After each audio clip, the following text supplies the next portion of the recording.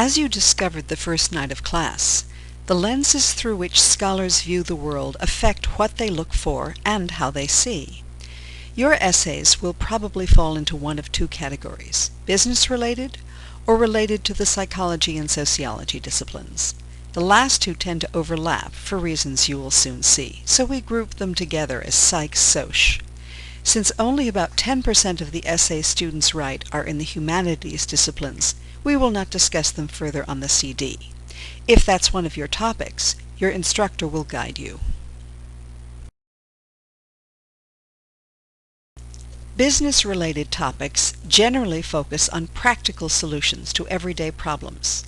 These essays often adopt a how-to approach, but it is also important to explain why certain decisions were made.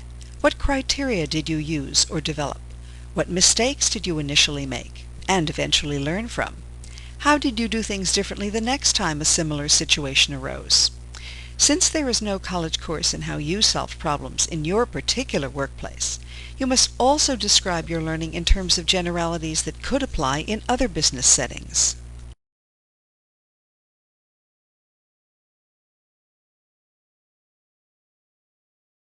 Many students worry that unless they know specific terms or concepts that a college student would have learned in a course, they won't get credit for their essays. Perhaps you want to write an essay about supervision. You know that supervisory styles are important to effectiveness, but you don't know what various styles are called in the current management literature. Here's the good news: you don't need to know.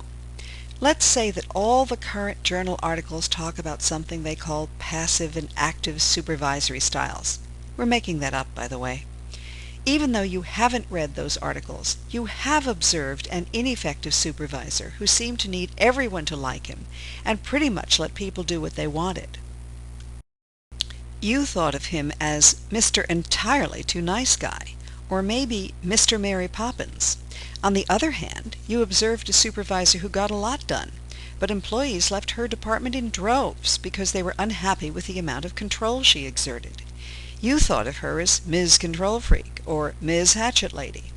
The business essay evaluators will be entirely satisfied if you come up with your own characterizations to describe what you have discovered through your reflection on experience.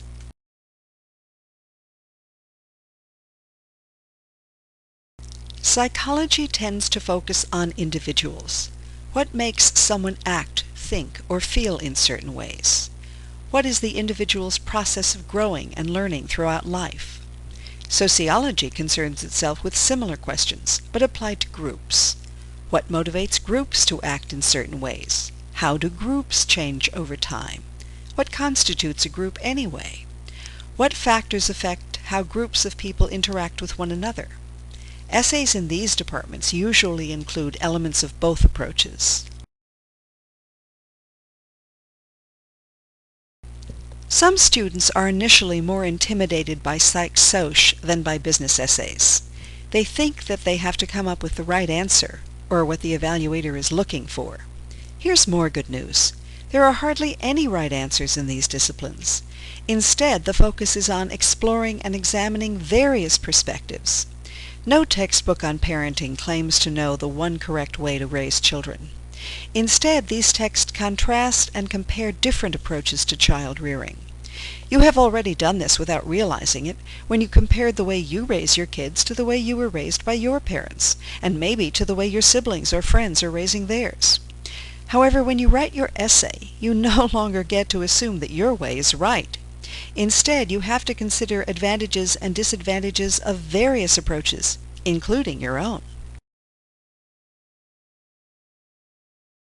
When it comes to Psych-Soc essays, you actually know a lot more than you think you do.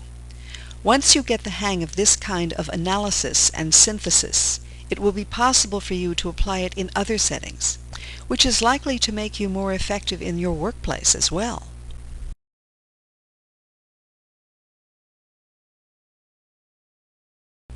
Once you have learned to balance experience with generalizations, the next step is to provide reasoned analysis to support them.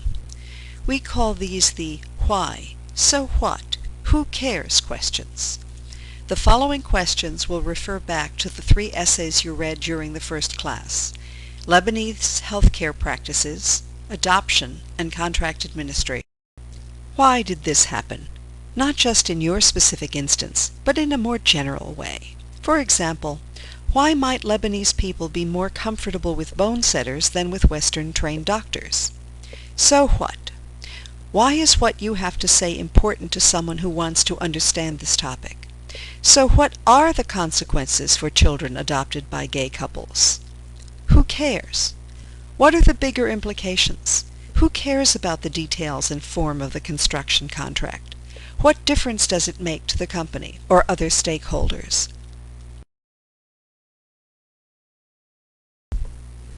Analysis is not just what you observed or what happened to you, not just what you did or think should be done, and not based just on your individual beliefs.